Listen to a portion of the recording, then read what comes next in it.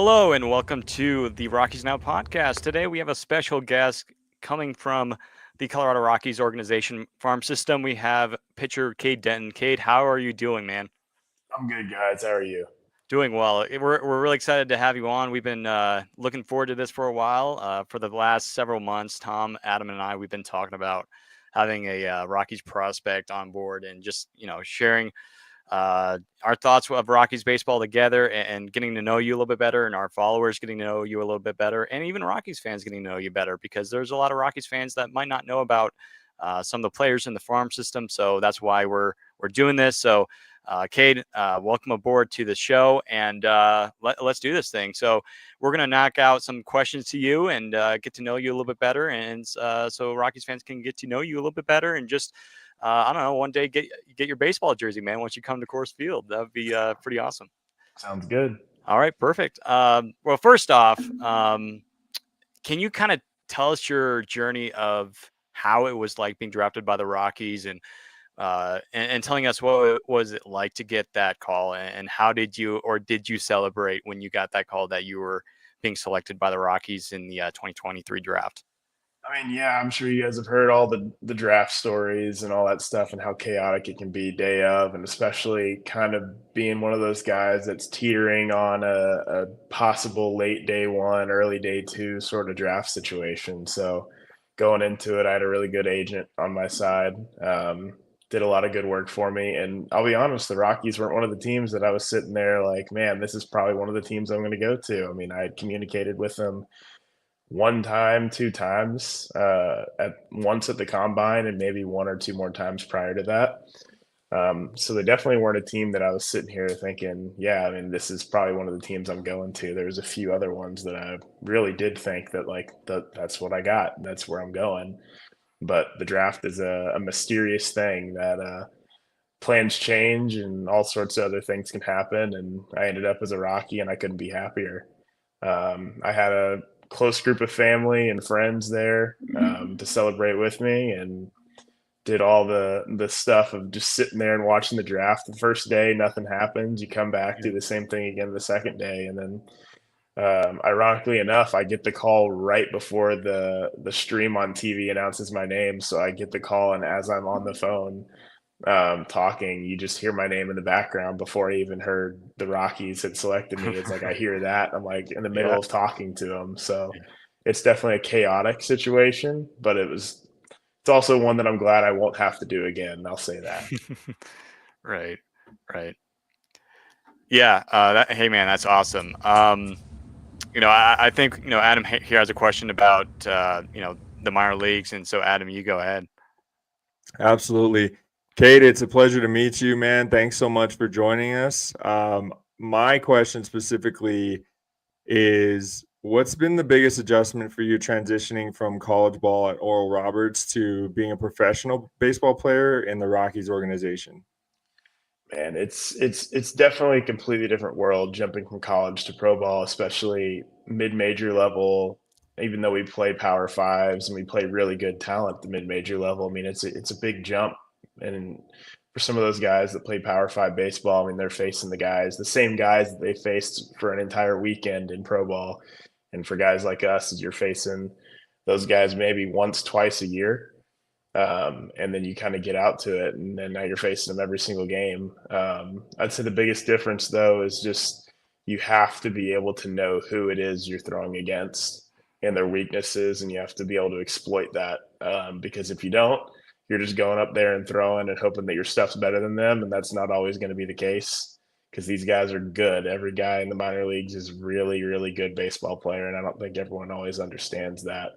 I mean, in my opinion, there's not a single college baseball team that I think that could go out and beat a double A baseball team in a series out of 3 games. I just don't think there is. And that's just because of the depth that sits in a minor league roster, whether it be pitching, hitting, defense, all that sort of stuff. So the biggest difference is definitely like scouting. You got to know who you're pitching against, even out of the bullpen. Hmm. Yeah, sounds like there's a lot more attention to detail needed just because of the caliber of players you're facing. That's awesome. Thank you, man. Absolutely.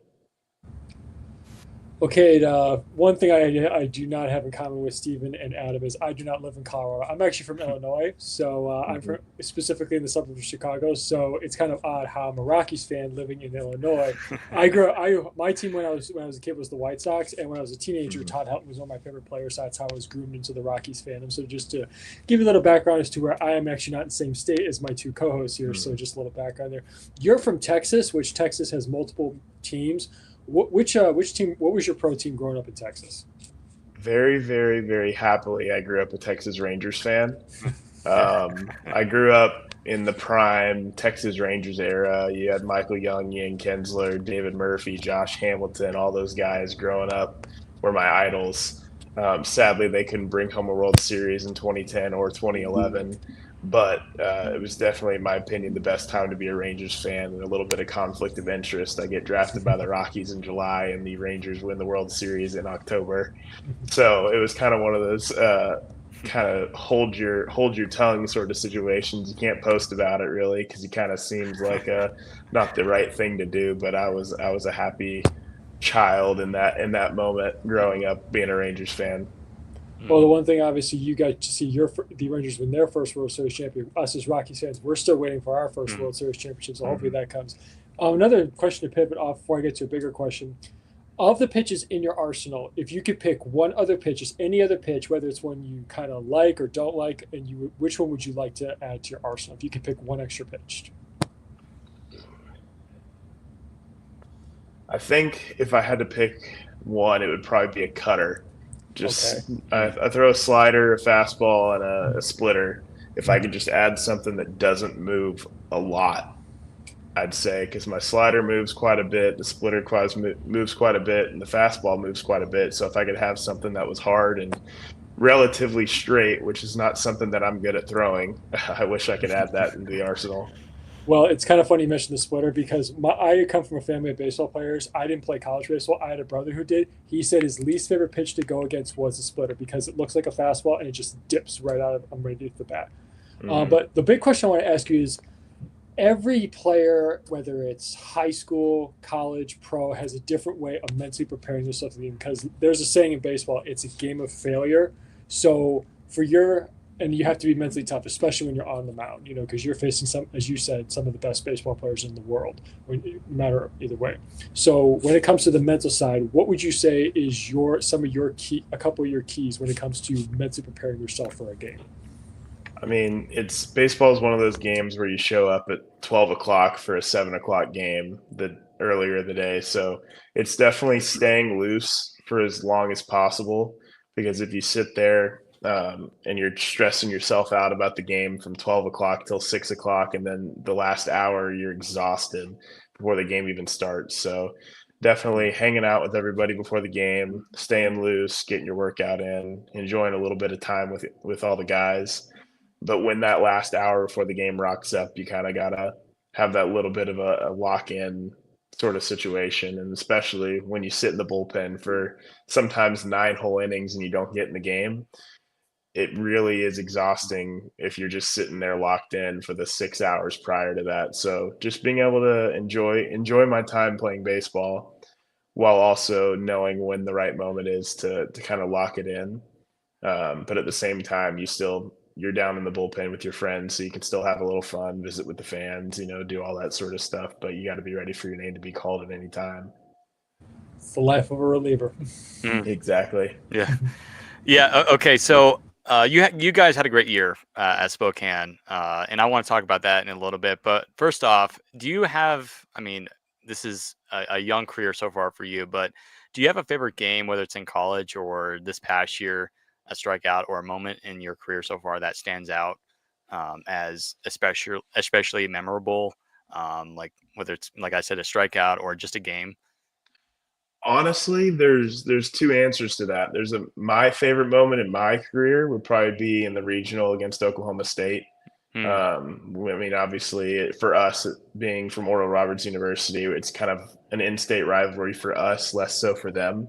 But we came into it as like an underrated 4 seed and came in, played them at their home stadium and beat them out. And I pitched at the end of that game and the end of the other two Yeah. games in that regional. And that was kind of a really fun moment just to come in and know that like it's lights out, shut down, all that sort of stuff, and come in. But I'd say my favorite moment from my professional career is honestly watching Jack Mahoney throw his, believe it was a one hitter complete game in Fresno. Obviously, sitting down in the bullpen watching the entire game, nobody else has to come in. It's pretty enjoyable just to sit there and watch a guy throw a gem like that. Yeah. But being able to celebrate after in the locker room with him and watching him succeed in the way that he's grown throughout the season that I saw. And I mean, he's a great ball player, but I mean, he's grown so much just in that last full season. And going to watch him up in Spokane after he got called up, and then I get called up a few weeks later, it was really fun to get to see him again. But I'm looking forward to hanging out with him in spring training and seeing what else that guy can do. Yeah, absolutely. So, Cade, I'm not sure if you were familiar with this before you were drafted, but the Rockies are known for drafting high character ball players and having a very good camaraderie and culture within the organization. Is that something that you did know coming into the Rockies, and how would you describe that in the system so far in your experience? It's so difficult looking from the outside in as like a college baseball player, because you can't sit there and know every single thing about all 30 teams coming in, about like, the way that their organization kind of runs itself and like what they're known for from a fan's perspective and an outside perspective. I can say that once I was drafted, I really did get that sense of there's a lot of really, really, really good ball players as well as really, really, really good men in the organization. There's a lot of guys that I've met there that I feel like are going to be lifelong friends, not just because of their character, how funny they are, but just like the men that they are. And it's definitely been an enjoyable experience. There's not a single guy in the organization that I've met so far that I'm sitting here like, man, I don't want to play with that guy. I don't want to be around that guy. So it's definitely been something that I'm glad to be a part of, and something that I continue to look forward to being a part of. For sure. And on top of that, would you say that you have a particular favorite teammate that you kind of gravitate towards right now, or? Man, I don't even know if I can think of one specific person. But I'd say whenever I was in Arizona for that little bit of extra time after spring training, you had Hunter Mann down in the ACL, one of the guys out of our draft class. I really enjoyed hanging out with him. But one that not a whole lot of people know about is Yanzel Correa. He was one of our Puerto Rican picks from that draft, and he was a kid when he came in, not really knowing a whole lot coming in, and had maybe been pitching for around a year going into the draft, and then getting drafted to play professional baseball. We took him to so many different places around Arizona to eat and try a bunch of different things, because he hadn't really been to a whole bunch of those places. So it was definitely enjoyable being around him and getting to get him acclimated with being a pitcher and being a professional athlete. Good stuff, man. Thank you. So, Cade, did you have a favorite pitcher growing up? Leading into my next question, did you have a favorite pitcher growing up? Yes. I mean, there's two answers to that again. There's one, Nolan Ryan obviously didn't pitch while I was alive. But that's one, being a Rangers fan, like some guy that I watched all the time, whether it be on replays or documentaries or MLB Network shows, like that sort of stuff. But growing up, I would say Derek Holland was a personal favorite of mine. It's kind of an out there name, not a lot of people know, but left-handed pitcher, the Dutch oven. He was just one of those guys that came out every single day and did his job, and wasn't a super out there, super loud, super vocal guy, but he was really good at what he did.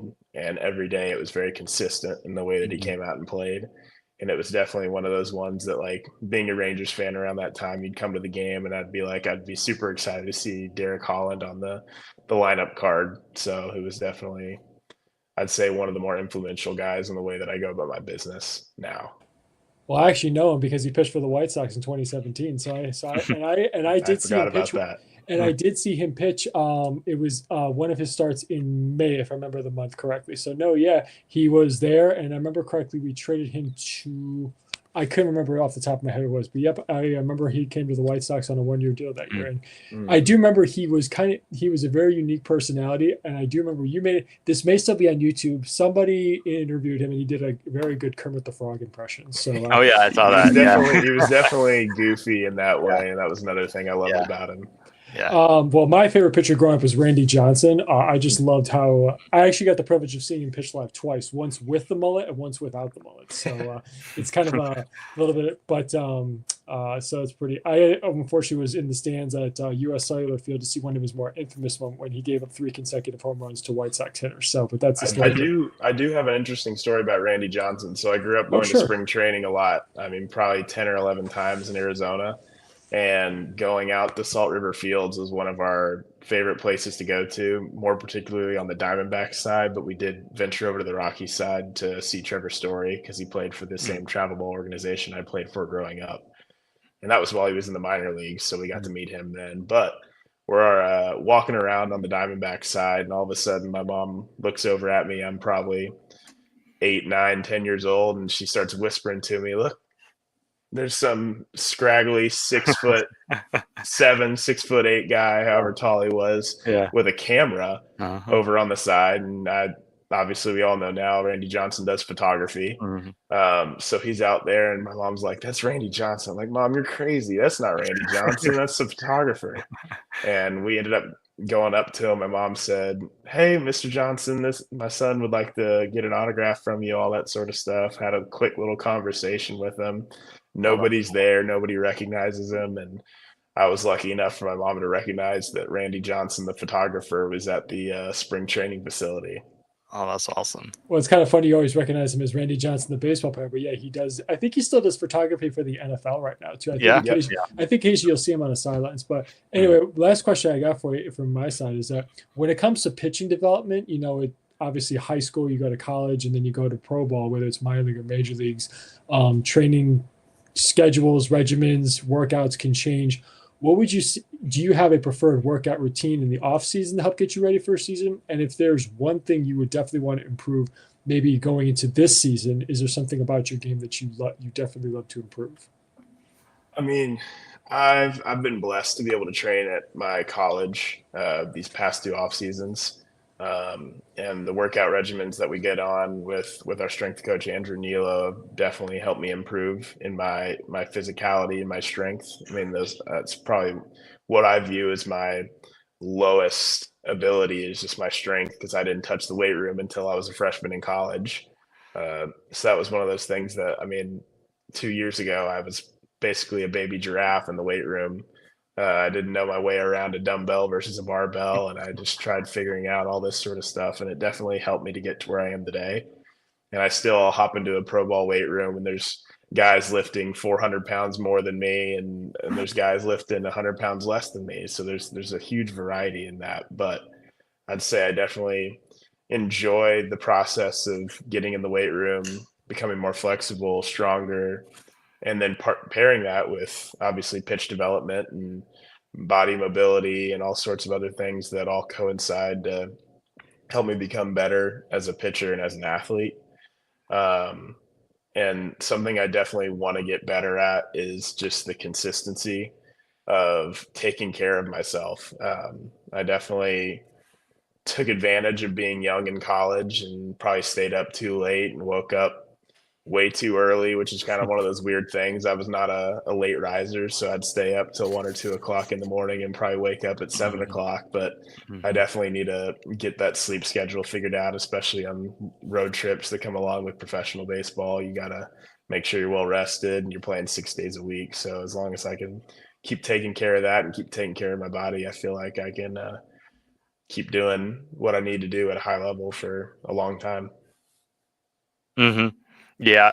And then for my last question I have for you, and I think Adam might have one more after me, but what advice would you give to young players that are in high school or college that are aspiring to follow in your footsteps, or other college players or, pro ball players to play professional baseball in the big leagues? Because for me, I'm out of college now, and going out of high school, I wanted to become a baseball player, but my administrator at my school told me the odds of making the big leagues are so slim these days, and compared to 40, 50, 60 years ago, it was a lot easier to get in, where now it's so incredibly difficult. So what are your thoughts on that, and what are your recommendations and your encouragement to those young ball players out there?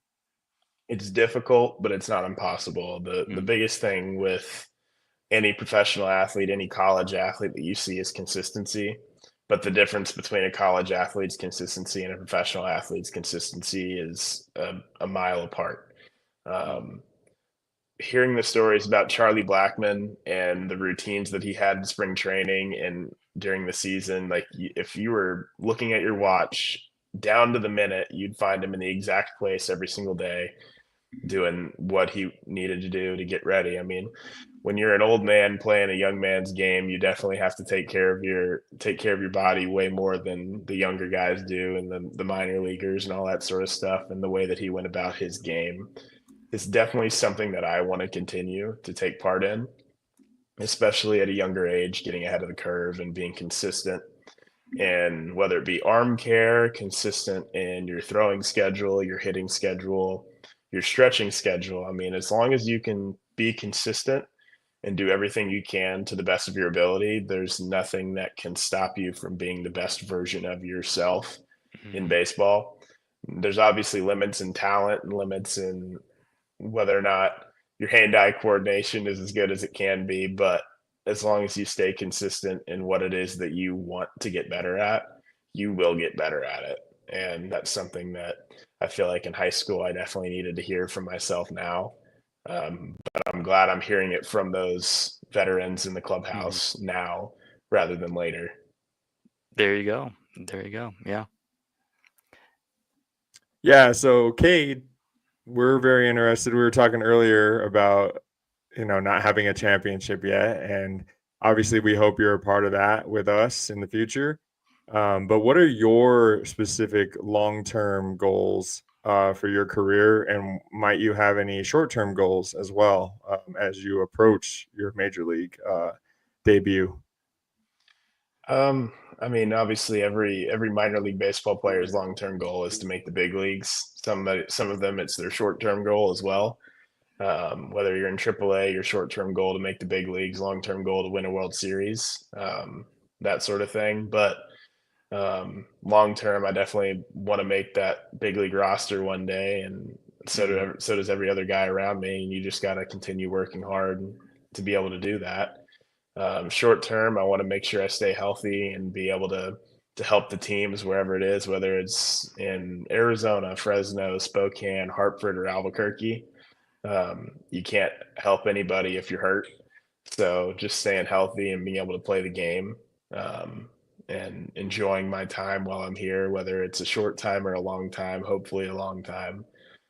Just continuing to play the game the right way and understanding that there's only so much you can control in a very uncontrollable and crazy game.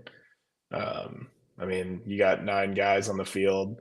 You got to hope one of them makes a play when you get a ball in play. And then as a hitter, you got a very, very, very slim chance of getting a hit 3 out of 10 times. You're a Hall of Famer. So it's definitely a crazy game, and one that you have to be around for a long time to understand the intricacies of. But like I said, make the big leagues is the long term, and in the short term is just to stay healthy, and that's how I'll get there.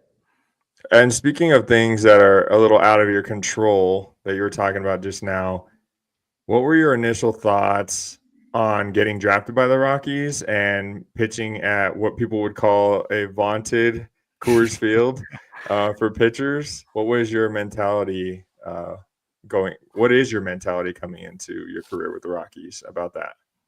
Yeah, I mean, whenever a pitcher gets drafted by the Rockies, of course, it doesn't matter who you ask. You get drafted by the Rockies, first thing everyone's going to say is get ready to pitch at elevation.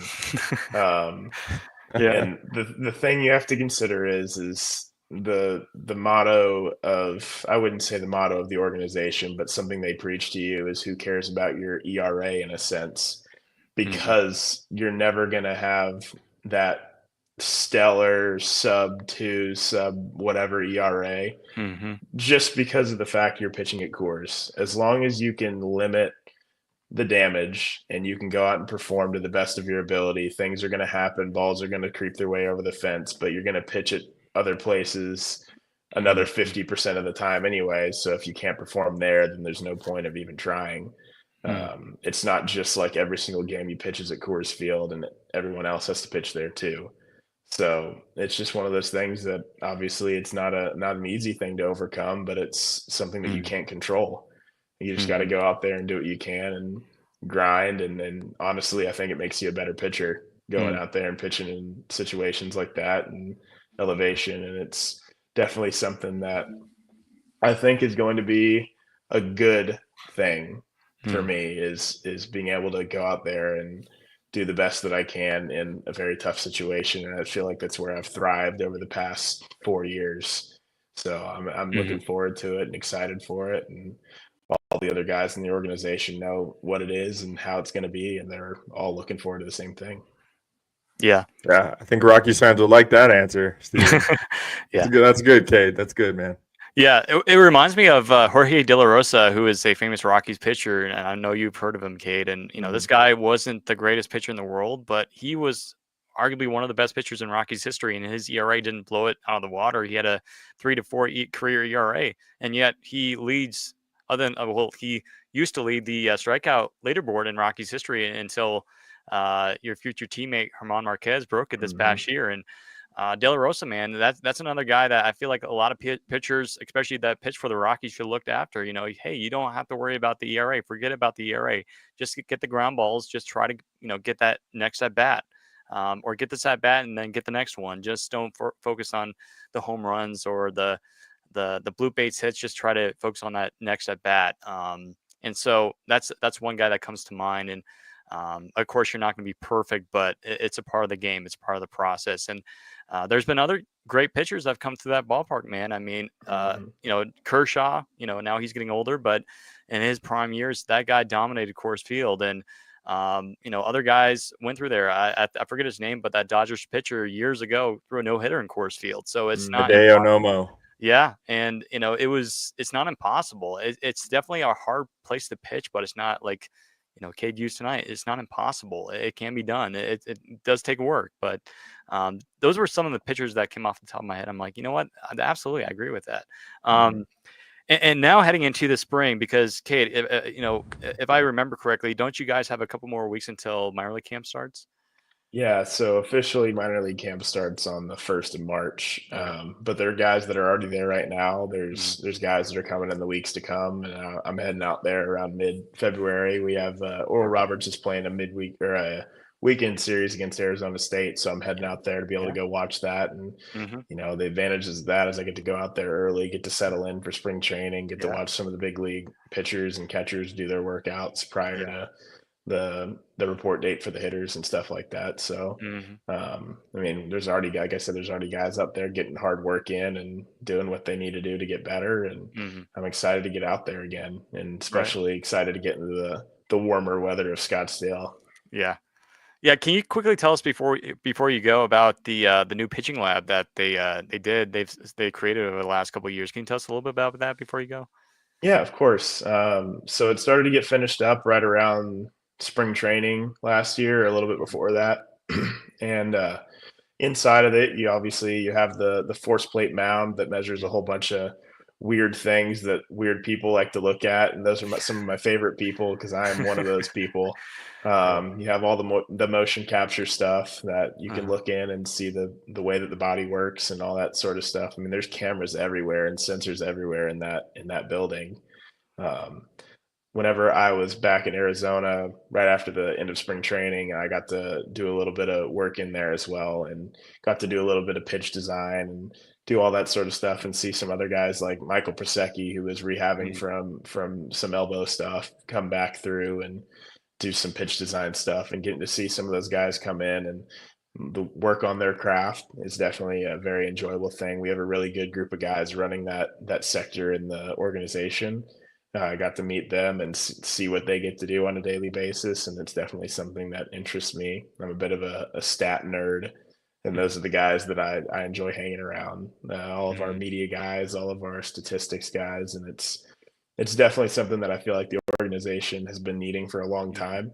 And it's definitely something that's going to help the organization for a long time in the future to get where they need to be. And I mean, I feel like they're almost getting there. And right now, I mean, I've seen the way that the Rockies minor league pitchers have performed over the past year or two, and it's definitely not what I was expecting coming into the organization. I mean, there's been quite a few guys: Carson Palmquist, Sean Sullivan, Jack Mahoney, Chase Dolander, all those guys going out and doing their thing every week, and it's definitely worked, and it's doing a lot of good for the organization. Mm-hmm.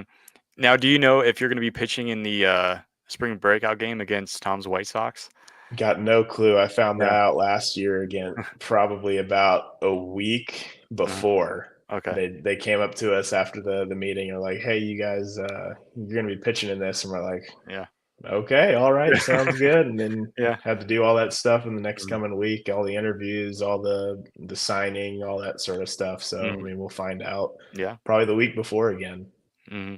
Yeah, well, we're looking forward to it. But anyways, Cade, thank you again for coming on in and just talking to us and getting to know you a little bit better. And we're looking forward to seeing you on the Rockies mound at Coors Field soon, and hopefully raising that Commissioner's Trophy in the next couple years, hopefully, and have a winning ball club. All right. And so, Cade, man, thanks again for coming on in. All right.